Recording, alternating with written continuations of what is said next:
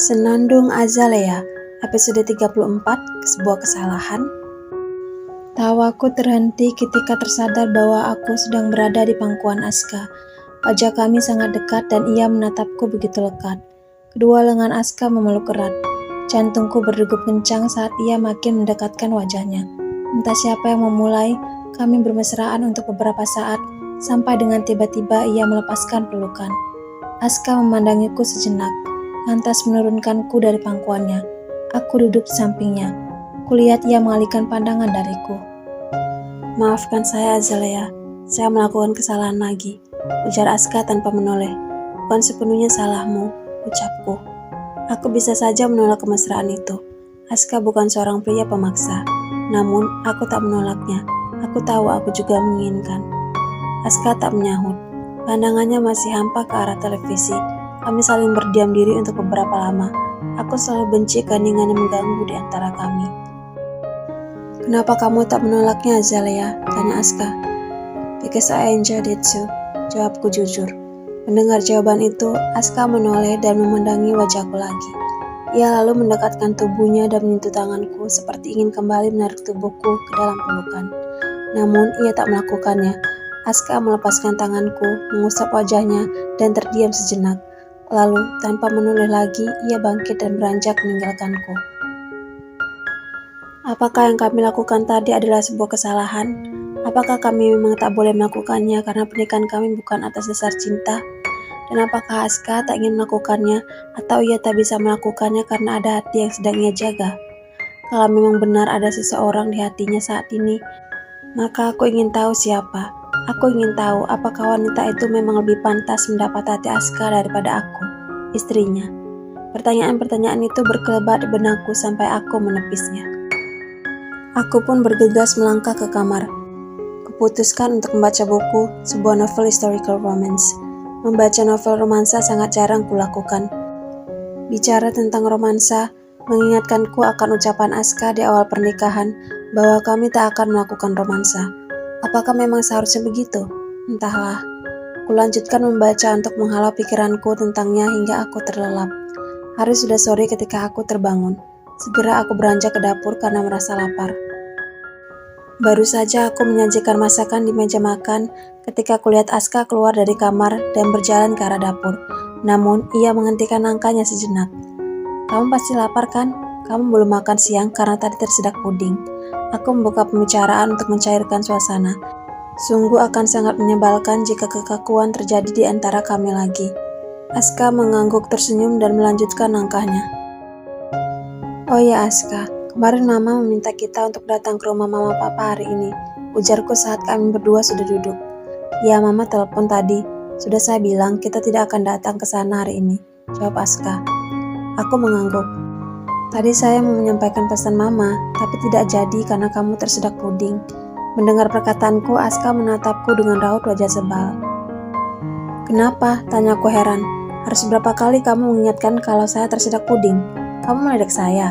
"Siapa yang meledek kamu? Kan memang benar tadi kamu tersedak puding." Aku membela diri.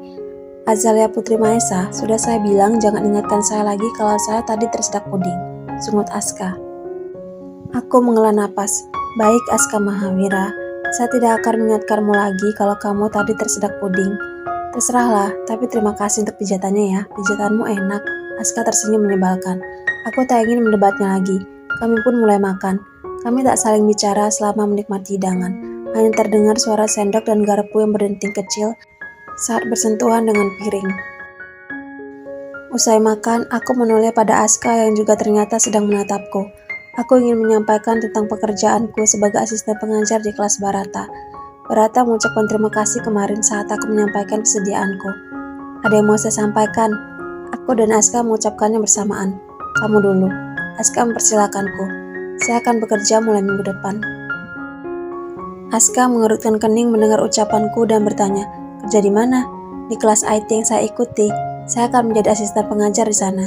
Jawabku kemudian menjelaskan bahwa aku akan menggantikan asisten Barata. Aku juga menceritakan sekilas tentang Barata dan pekerjaannya. "Ya, boleh saja." Aska terdengar sedikit ragu, lantas berdeham.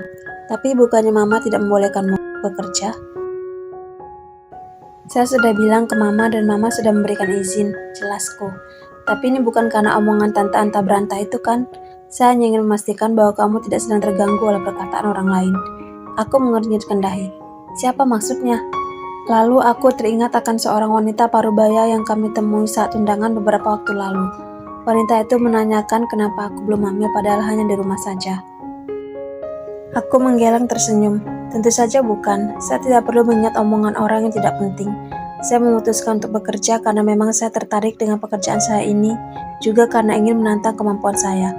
Ya sudah, nanti kamu akan saya jemput setiap pulang kerja. Ucap Aska akhirnya.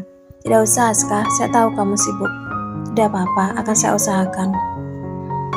Aku mengangguk dan bertanya, kalau kamu mau bilang apa tadi? Senyum mengembang di bibirnya.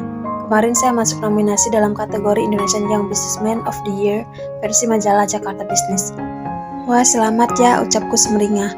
Saya masih masuk nominasi Azalea, belum pengumuman pemenang. Masuk nominasi saja itu sudah sebuah prestasi, aku menegaskan. Aska tersenyum lagi lantas menatapku lurus. Nanti akan ada malam penganugerahan untuk mengumumkan pemenangnya. Kamu mau menemani saya ke sana kan? Aku tak menjawab, tak pernah terpikir olehku untuk menemani Aska ke acara-acara yang berhubungan dengan pekerjaannya. Entah kenapa aku merasa tak percaya diri. Sebaiknya saya tidak usah ikut. Kenapa? Aska mengerutkan kening. Nggak pede, jawabku jujur. Nggak apa-apa, Zalea. Di sana kamu hanya akan bertemu manusia. Tidak ada yang perlu kamu takutkan. Tentu saja di sana aku akan bertemu dengan manusia, bukan zombie. Hanya saja, pasti akan banyak orang kalangan atas yang berpenampilan sempurna dari rambut hingga ujung kaki. Belum lagi cara mereka bicara. Aku tidak tahu apakah aku yang kaku ini nanti bisa berbaur atau tidak. Saya akan selalu berada di sampingmu nanti, ucap Aska seperti membaca kekhawatiranku. Melihatku hanya diam, Aska berkata lagi, saya ingin mengenalkanmu dengan para kolega saya. Kamu mau menemani saya kan? Akhirnya aku mengangguk. Lalu kulihat bibirnya kembali melengkungkan senyum.